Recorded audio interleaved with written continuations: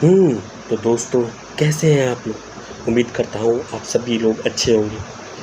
तो दोस्तों, मैं आज आपको एक ऐसी कहानी सुनाने जा रहा हूँ जो मेरे साथ खुद घटी हुई है। तो मैं और मेरा दोस्त और उसका दोस्त, यानी कि जो मेरा दोस्त था वो एक कैमरामैन था जो शादियों में बुकिंग करता था कैमरे की, और उसका पार्टनर था वो दूसरा दोस्त। तो हम तीनों दोस्त थे। गाइज़, इस कहानी को शुरू करने से पहले मैं आप सभी से कहना चाहता हूँ कि जो भी इस चैनल पर नया आया है, प्लीज़ चैनल को सब्सक्राइब करें और बेल आइकन दबा के नोटिफिकेशन को ऑल पर रखें, ताकि आप हमारी ऐसी रोमांचक और डर से भरी हुई कहानियाँ सुनते रहें।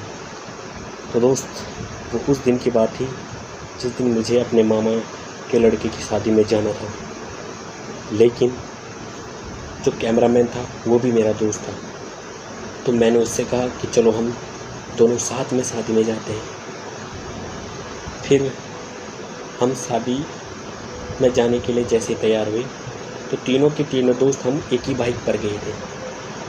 अचानक उसे याद आया कि भाई, मेरे पर तो कैमरे का पूरा सेटअप है ही नहीं, क्योंकि उसके कैमरे का जो पूरा सेटअप था वो दूसरी शादी में गया हुआ था। उसने मुझे कहा कि भाई तू यहीं पे रुक जा और मैं वहाँ से शादी में से दूसरे कैमरे का सेटअप लेके आता हूँ। यकीन मानो, जैसे ही उसने ये बात बोली, मेरे अंदर एक डर का माहौल पैदा हो गया, क्योंकि जिस रास्ते हमें जाना था वो काफ़ी डरावना रास्ता था। मैंने कहा नहीं, मैं भी तेरे साथ चलूँगा। फिर उसने कहा कि ठीक है। फिर हम तीनों के तीनों एक ही बाइक पर उस शादी में गए जहाँ से उसने पूरे कैमरा का सेटअप लेना था। फिर जैसे ही शादी ख़त्म हुई वहाँ पे, वैसे वैसे शाम के 8:30 बज चुके थे। 8:30 बजने के बाद उसने पूरा अपना कैमरा का सेटअप लिया। फिर हम तीनों की तीनों एक ही बाइक पर कैमरा लेकर शादी की ओर चल दिए जहाँ शादी हुई थी। फिर यकीन मानो दोस्तों, वो पल आ ही गया था जिस पल को सोचकर मैं आज भी घबराता हूँ। तो तीनों के तीनों दोस्त एक ही बाइक पर जा रहे थे।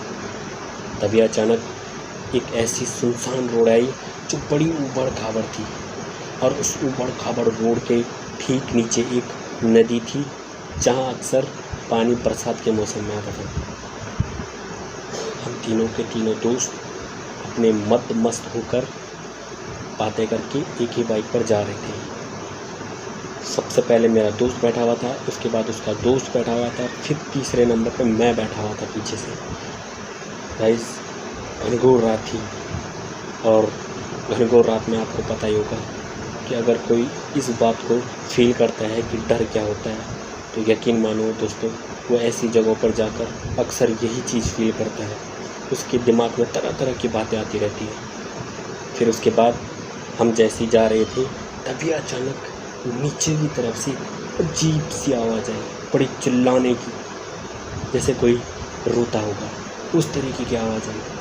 मुझे लगा कि शायद ऐसी आ रही होगी आवाज़। फिर उसके बाद उसमें आवाज़ से हम तीनों के नाम निकले। यकीन मानो दोस्तों, मैं थोड़ा सोच में पड़ गया कि इस बंदे को हमारा नाम कैसे पता। मैंने कहा अपने दोस्त को कि भाई बाइक रोक ले, शायद हमसे कोई मदद मांग रहा होगा।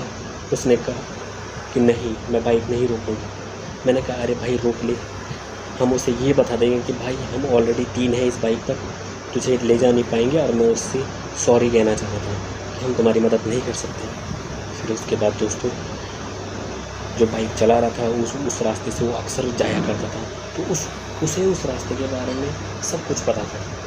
उसने कहा कि तू चुपचाप बाइक पर बैठ जा और सीधे चलने दे। लेकिन मानो, जैसे ही उसने ये बात बोली, मैं डर गया, मेरे रोंगटे खड़े हो गए। फिर उसके बाद हम जैसे तैसे करके घर पे पहुँचे जहाँ शादी थी।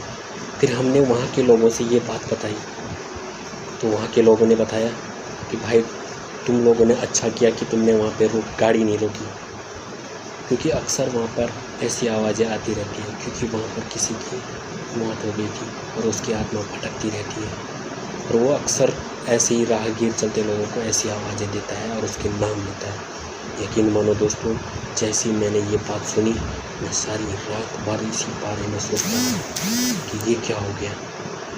अच्छा हुआ आज हम बच गए। अगर मैं अपने दोस्त की बात को नहीं मानता तो पता नहीं क्या हो जाता। तो गाइस, इसी के साथ मेरी कहानी ख़त्म होती है। अगर आपको कहानी पसंद आई तो प्लीज़ चैनल को सब्सक्राइब करें और बेल आइकन दबा के नोटिफिकेशन को ऑन करके मिलते हैं अगली कहानी के साथ। Thank you guys.